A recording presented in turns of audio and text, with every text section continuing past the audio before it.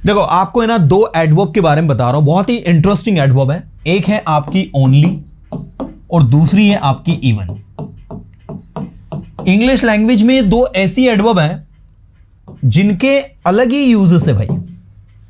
Only का मतलब आप सभी समझते हो सिर्फ, और इवन का मतलब क्या समझते हो आप, यहां तक की।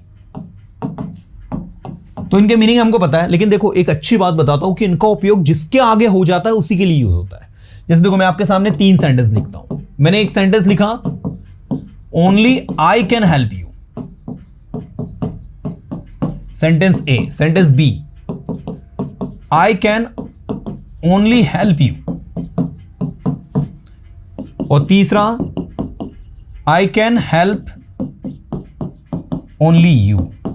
आपको जान के हैरानी होगी कि इन तीनों सेंटेंस में या एक में ओनली यहां लगा है, एक में ओनली वर्ब के आगे लगा है, एक में ओनली ऑब्जेक्ट के आगे लगा है। तीनों की मीनिंग अलग अलग है। ऐसे देखो 3 अलग अलग sentence. Even she didn't come here,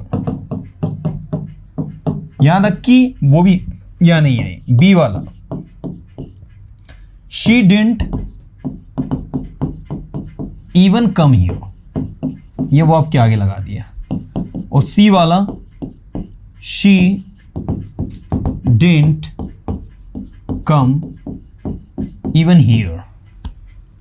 अब आप देख सकते हैं कि 3 अलग अलग सिचुएशन किस तरीके से आपकी काम कर रही हैं। सबसे पहले में हमने इवन को किसके आगे लगाया, सब्जेक्ट के आगे। दूसरे में इवन को हमने किसके आगे लगाया, कम के आगे। और तीसरे में हमने इवन को किसके आगे लगाया, हियर के आगे। अब आपको कुछ अलग अलग मीनिंग कैरी करने को मिलेंगे। पहले का meaning, only I can help you, सिर्फ मैं ही आपकी मदद कर सकता हूं। दूसरा, आई कैन ओनली हेल्प यू, मैं सिर्फ आपकी मदद कर सकता हूं और कुछ नहीं कर सकता। तीसरा, I can help only you, मैं सिर्फ आपकी मदद कर सकता हूं, बाकी किसी की नहीं करूंगा।